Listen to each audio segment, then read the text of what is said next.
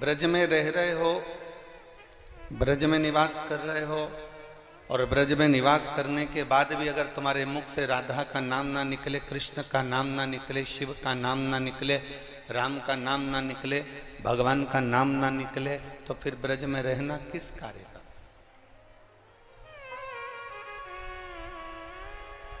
वो ब्रज में रहना फिर किस काम का?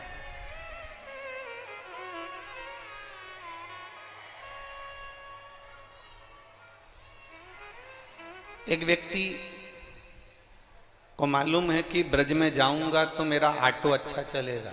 जरा ध्यान देना, बहुत हो सकता है कि हमारी बात का किसी ना किसी को बुरा भी लग जाए। हो लग जाए तो लग जाए, पर समझने वाली बात है। एक व्यक्ति ऑटो लेकर उसने सोचा ब्रज में जाऊंगा तो ब्रज में, मथुरा में, वृंदावन में, गोवर्धन में, गोकुल में, बरसाने में, नंदगांव में, कौसी में मेरा ऑटो अच्छा चलेगा। एक व्यक्ति वो आया जो कि ऑटो, रिक्शा, काम धंधा, व्यापार, व्यवसाय यहाँ अच्छा चल जाएगा तो उससे मैं अपनी कमाई कर लूंगा। एक व्यक्ति ने विचार करा कि यहाँ पर बहुत सारे लोग आते हैं तो एक काम करता हूं, बड़ा सारा होटल का निर्माण कर लेता। एक व्यक्ति आया काम धंधे के उद्देश्य से। एक व्यक्ति वो होता है जिसको काम धंधे से मतलब नहीं होता, उसको एक मतलब होता है कि मैं मथुरा के स्टेशन पर उतरा हूं, वृंदावन की धरा पर ब्रज की रज में आया हूं, और ब्रज की रज में आया हूं तो अब भोजन भी देगा तो मेरा बांके बिहारी देगा, और पानी भी पिलाएगा तो बांके बिहारी पिलाएगा, और दुकान भी चलाएगा तो बांके बिहारी चलाएगा।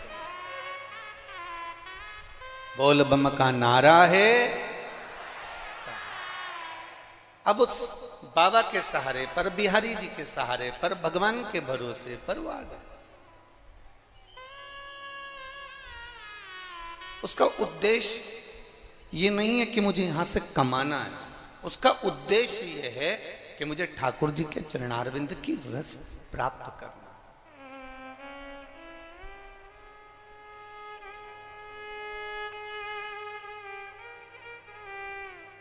चिंता किसको नहीं होती? चिंता किसको नहीं व्यापती?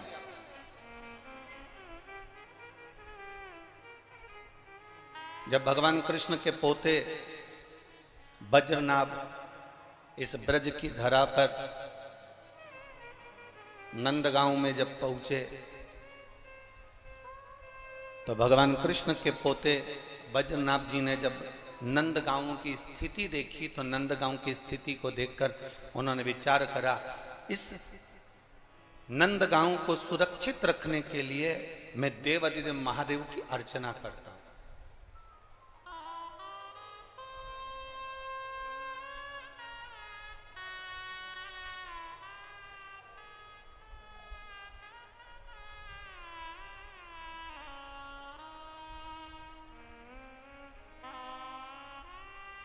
सुभाष जी अग्रवाल जी, आज हमसे कोई कह रहा था कि हम बहुत सारी कथाओं में गए, बहुत सारी कथाओं में पहुंचे। गुरु जी आपकी कथाएं हमने कई जगह सुनी है, पर सबसे सुंदर अगर व्यवस्था कहीं मिली है तो इस कोसी कला के अंतर्गत मिली है।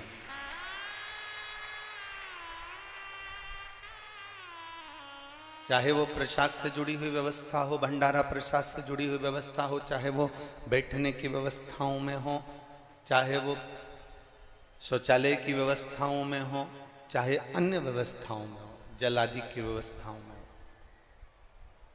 महाप्रसाद, भोजन भंडारा आदि का अधिक जो प्रसाद व्यवस्था उसमें हो। अब उसके लिए आप कह रहे हो कि हम गए, इनसे पूछो अग्रवाल जी से या उनके बेटे सौरभ जी से, तो ये भी कम से कम 3-4 कथा में पहुंचकर पहले व्यवस्थाएं देखकर आए कि क्या दिक्कत किसी भक्त को हो तो वो देखा जाए, फिर उसको सुधारा जाए। भगवान कृष्ण के पोते जो बज्रनाभ जी हैं, उन्होंने विचार करा कि इस नंद गांव की रक्षा के लिए मुझे क्या करना चाहिए, इस ब्रज की रक्षा के लिए, इस नंद गांव की रक्षा के लिए मैं करूं क्या। और मेरे दादाजी ने मुझ पर भरोसा कर कर मुझे यहां भेजा है, तो ये मेरा फर्ज बनता है कि मैं कुछ अच्छा कर कर जाऊं।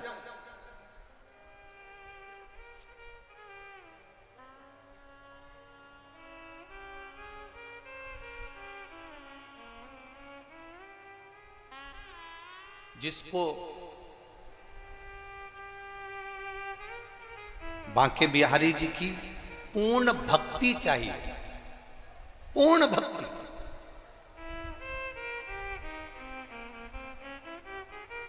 जिसको बांके बिहारी जी की पूर्ण भक्ति की जरूरत है, जिसको बांके बिहारी जी की पूर्ण भक्ति, मेरे ठाकुर की, मेरे कृष्ण की पूर्ण भक्ति चाहिए,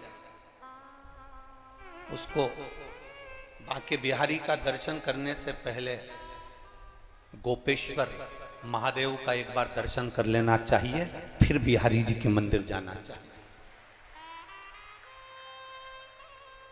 कारण क्या है, जब हम गोपेश्वर महादेव का दर्शन कर लेते हैं, गोपेश्वर महादेव के मंदिर में चले जाते हैं और भगवान देवाधिदेव महादेव का जब गोपेश्वर रूप का दर्शन कर लेते हैं, उसके बाद हम जब बांके बिहारी जी से नैन मिलाने के लिए जाते हैं, हम बांके बिहारी जी से लाड लड़ाने के लिए जाते हैं, हम बांके बिहारी जी का दर्शन करने के लिए उनके नेत्र कटाक्ष में अपने आनंद को पाने के लिए जाते हैं, तो जब हम गोपेश्वर महादेव का दर्शन कर कर जब बिहारी जी के सामने पहुंचते हैं, तब भगवान बांके बिहारी भी जान जाते हैं कि ये मेरी प्रिय गोपी देवाधिदेव महादेव से मिलकर आए हैं, तो ये कोई साधारण नहीं हो सकते, ये साधारण नहीं हो सकते।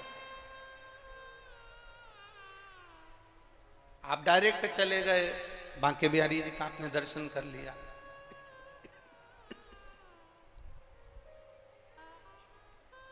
आप सीधे पहुंच गए, अपने बिहारी जी का दर्शन कर लिया।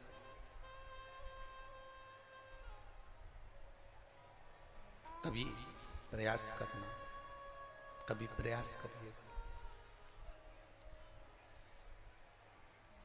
एक बार बांके बिहारी जी का दर्शन करने से पहले गोपेश्वर महादेव का दर्शन करना, और दिल से करना। जब हम गोपेश्वर महादेव के पास में जाएंगे, तो जो गोपी का दिल होता है, जो गोपी का हृदय होता है, जो गोपी का सुख होता है, वो गोपी का भाव, वो गोपी का हृदय, वो गोपी का दिल हमारे गोपेश्वर महादेव आपके अंदर दे देंगे। और जब बिहारी जी का आप दर्शन करोगे, तो गोपी के भाव से जब रिझाओगे, तो बिहारी जी तुम्हारे और तुम बिहारी जी के हो जाओगे। फिर कोई पर्दा नहीं, कोई छल नहीं, कोई पर्दा।